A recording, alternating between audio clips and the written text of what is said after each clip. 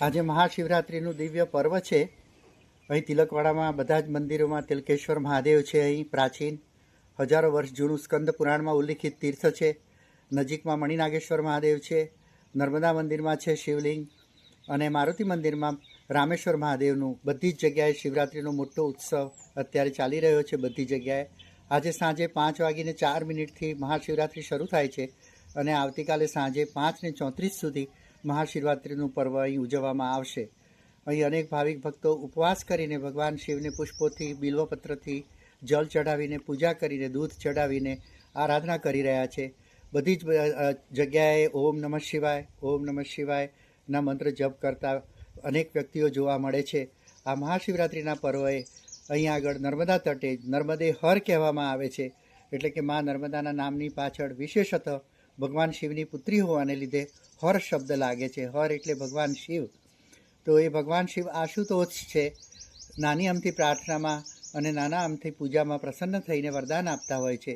તે અહીં હજારો વર્ષથી જે પરંપરા ચાલી આવે છે મહાશિવરાત્રિની, એમાં નર્મદા તટે વિશેષ રૂપે અહીં ઉત્તર વાહિનીમાં વસેલ તિલકવાડામાં વધારે એનું મહાત્મ્ય એ રીતે છે, કારણ કે સ્કંદ પુરાણ જેવા પ્રાચીન શાસ્ત્રોમાં ભગવાન શિવના પ્રાચીન તીર્થસ્થળોનું, તિલકેશ્વર મહાદેવનું અને રામેશ્વર મહાદેવનું પણ સ્કંદ પુરાણમાં ઉલ્લેખ છે।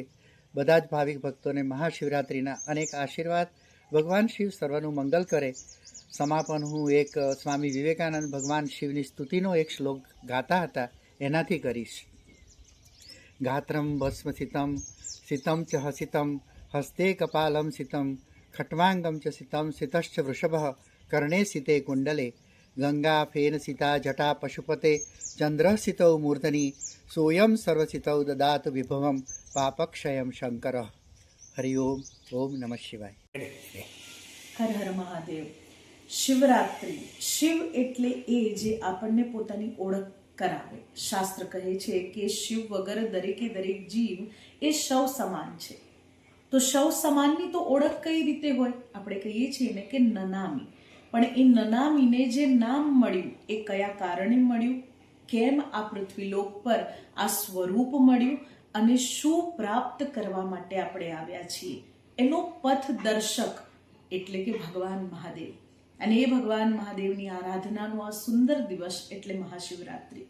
આજના દિવસે ઉપવાસ કરીને પોતાની ભૂખ ઇન્દ્રિયો ઉપર કંટ્રોલ કે વિજય પ્રાપ્ત કરવાનો છે। સાધના કરીને આ ચંચળ મન કે જે અહીંયા ત્યાં ભાગ્યા કરે છે એને શાંત કરી શિવમાં લગાડવાનું છે। અને કહેવાય છે કે શંકર સહજ સ્વરૂપ તુમ્હારા, લાગી સમાધિ અખંડ અપારા। જો સમાધિસ્થ થવું હોય ને તો શિવની શરણ લેવી પડે।